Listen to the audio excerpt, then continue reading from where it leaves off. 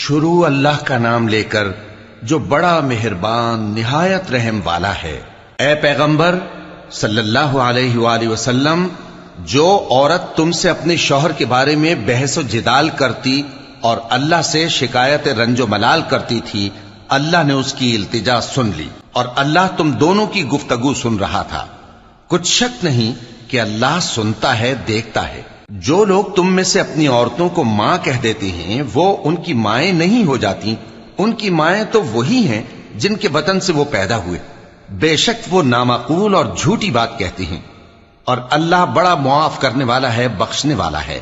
और जो लोग अपनी बीवियों को मां कह बैठे फिर अपने कौल से रुजू कर लें, तो उनको कुर्बत से पहले एक गुलाम आजाद करना जरूर है। मोमिनो, इस हुक्म से तुमको नसीहत की जाती है और जो कुछ तुम करते हो अल्लाह उससे खबरदार है।